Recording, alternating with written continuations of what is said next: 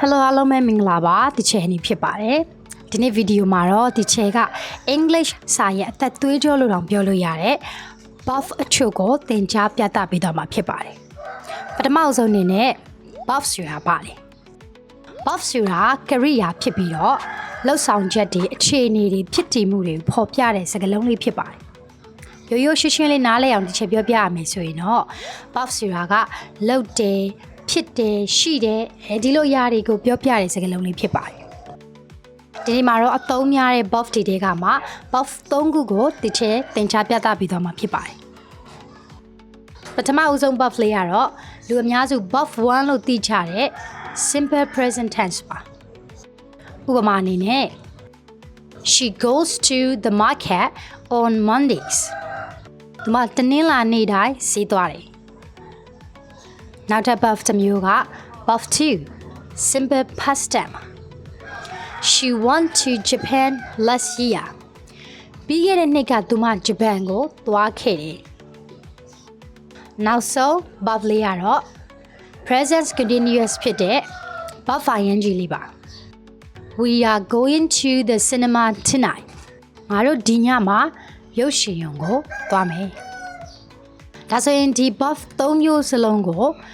တွဲသုံးလို့ရမယ် buff အချို့လေးနဲ့ example လေးကိုထပ်ပြီးကြည့်လိုက်ရအောင်ပထမဦးဆုံးစကားလုံးလေးကတော့ကျဲ make make ဆိုရဲ buff ကရိယာလေးဖြစ်ပါတယ်ဒီ make make ကို buff 1 buff 2 buff ing 3ခုလုံးမှာသုံးကြည့်အောင်buff 1နဲ့မှာဆိုရင် My mother makes dinner every day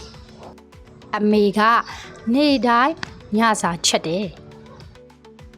I made a mistake yesterday ကျွန်ုပ်မနေ့ကအမှားတစ်ခုပြုလုပ်ခဲ့တယ် ing နဲ့ဆိုရင်တော့ We are making plans for the trip ကျွန်ုပ်တို့ခရီးစဉ်အတွက်အစီအစဉ်တွေရေးဆွဲနေကြတယ်ဆိုပြီးတော့၃မျိုးသုံးလို့ရပါတယ်ဒုတိယ buff လေးအနေနဲ့ဒီချိန် TK text ဆိုတဲ့ buff လေးနဲ့သုံးချကြည့်အောင် buff 1မှာဆိုရင်She takes the bags to walk သူမဘတ်စကားစီးပြီးအလုပ်ကိုသွားတယ် buff 2 She took my advice သူမကျွန်တော်အကြံကိုလက်ခံခဲ့တယ် ing He is taking an exam right now သူအခုချိန်မှာစာမေးပွဲဖြေနေတယ်ဒါဆိုရင်တော့ဒီနေ့ဗီဒီယိုမှာ buff 1 buff 2နဲ့ buff ing လေးတွေကိုဒီ channel အတူသင်ကြားပြီးပြီဆိုတော့ comment section ထဲမှာကိုရိုင်းလောက်ထားတဲ့ word ချလေးရေးသွားဖို့လည်းမမေ့ကြနဲ့နော်နောက်ထပ်ဗီဒီယိုလေးမှာပြန်ပြီးတွေ့ကြပါမယ် bye bye အားလုံးပဲမင်္ဂလာပါဒီချယ်နေဖြစ်ပါတယ်ဒီတစ်ပတ်မှာတော့ဒီချယ်က buff day တွေရမှာထပ်ပြီးတော့အရေးကြီးတဲ့ buff day ကိုသင်ကြားပြသပေးတော့မှာဖြစ်ပါတယ်ဒါနဲ့စကားမဆက် buff ဆိုတာပါလဲပေါ့ buff ဆိုတာကတော့လှုပ်ဆောင်ချက်ဖြစ်တည်မှုအခြေအနေအစတဲ့စကားလုံးလေးတွေကိုဖော်ပြပေးတဲ့ buff ပဲဖြစ်ပါတယ်ဒီနေ့သင်ကြားပြသပေးမယ့် buff မျိုးစား၃ခုကတော့ buff to be buff to do နဲ့ buff to have to ပဲဖြစ်ပါတယ်buff to be လေးကိုယဉ်ကြည့်ရအောင်လက်ရှိသူတို့အိမ်မှာရှိတယ်လို့ချေကိုပြောချင်ရင် buff 1အနေနဲ့ they are at home လို့သုံးပေးရမယ်ဒါပေမဲ့သူတို့အိမ်မှာရှိခဲ့တယ်လို့ပြောချင်ရင်တော့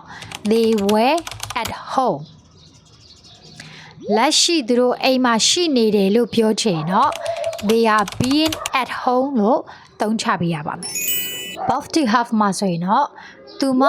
မနက်စာစားတယ်လို့ပဝန်းအနေနဲ့သုံးချင်ရင် she has breakfast သူမမနက်စာစားခဲ့တယ်ဆိုပြီး buff 2ဆိုရင်တော့ she had breakfast သူမမနက်စာစားပြီးပြီလို့ပြောချင်တော့ she has had breakfast လို့သုံးချပေးရပါမယ် buff to do မှာတော့အခုလက်ရှိမှာအိမ်စာလုပ်သည်ဆိုရင် I do my homework ဒါပေမဲ့မနေ့ကဒါမှမဟုတ်အရင်ကအိမ်စာလုပ်ခဲ့ပါတယ်ဆိုပြီးတော့အတိတ်ကာလအနေနဲ့သုံးချင်ရင် I did my homework အိမ်စာလုပ်ပြီးပါပြီလို့ပြောချင်ရင်တော့ I have done my homework လို့ရေးပေးရမှာဖြစ်ပါတယ် ဒါဆိုရင်တော့ဒီနေ့မှာ both to be both to do both to have တွေကိုဒီလေ့ကျင့်သင်ကြားခဲ့တာဖြစ်ပါတယ်နောက်ထပ်ဗီဒီယိုတွေမှာပြန်ပြီးတော့တွေ့ပါမယ် see you အားလုံးပဲမင်္ဂလာပါဒီချယ်နေဖြစ်ပါတယ်ဒီအပတ်မှာလည်းဒီချယ်ကလှုပ်ဆောင်ချက်အခြေအနေဖြစ်တည်မှုတွေဖော်ပြတဲ့စကားလုံးဖြစ်တဲ့ buff ထဲကမှာအသုံးများတဲ့ buff ၃မျိုးကိုထပ်မံ sharing လုပ်သွားပေးမှာဖြစ်ပါတယ်ပထမဦးဆုံး buff လေးကတော့ SEEC မြင်သည်ဆိုတဲ့ buff လေးပါဒီ buff ကို Chero present simple ပတ်ဝန်းမှာဆိုရင် I see my grandparents every weekend ကျွန်တော်ရဲ့ဘိုးဘွားတွေကိုအပတ်စဉ်ပိတ်ရက်တိုင်းမှာတွေ့တယ် Past simple buff ကြီးမှာ I saw a beautiful rainbow yesterday မနေ့ကလှပတဲ့တက်တန်တစ်ခုကိုမြင်ခဲ့တယ် Present continuous tense I am seeing my doctor tomorrow afternoon မနက်ဖြန်နေ့လယ်မှာဆရာဝန်နဲ့ပြဖို့ရှိတယ်ဆိုပြီးတော့သုံးချလို့ရပါတယ်ဒုတိယ buff လေးကတော့ COME come လာသည်ဆိုရဲ buff လေးပဲဖြစ်ပါတယ်ပတ်ဝန်းမှာတော့ she comes to work by train သူမရထားနဲ့လှုပ်လာတယ် past simple they came to our house for dinner last night သူတို့မနေ့ညကကျွန်တော်တို့အိမ်ကိုညစာစားဖို့လာခဲ့တယ် present continuous my relatives are coming to visit us next week ကျွန်တော်ဆွေမျိုးတွေလာမဲ့အပတ်ကျွန်တော်တို့စီကိုလာလည်ကြလိမ့်မယ်လို့သုံးလို့ရပါတယ်နောက်ဆုံး buff လေးကတော့ TK takes ဆိုတဲ့ main buff လေးပါ present simple ဖြစ်တဲ့ပတ်ဝန်းမှာဆိုရင် he always gets good grades in school သူကကျောင်းမှာအမြဲတမ်းအဆင့်ကောင်းကောင်းရတယ် past simple he got a new car for his birthday သူရဲ့မွေးနေ့အတွက်ကားအသစ်တစ်စီးရခဲ့တယ် present continuous verb ing မှာတော့ it's getting dark outside အပြင်မှာမှောင်နေပြီလို့သုံးချလို့ရပါတယ်ဒီ buff 3ခုကိုအသုံးများတဲ့ buff လေးနဲ့တွဲပြီးလေ့လာပြီးပြီဆိုရင်တော့ comment section ထဲမှာလေ့ကျင့်ထားတဲ့ watch လေးရေးသွားဖို့လည်းမမေ့ကြပါနဲ့เนาะ see you in the next video bye bye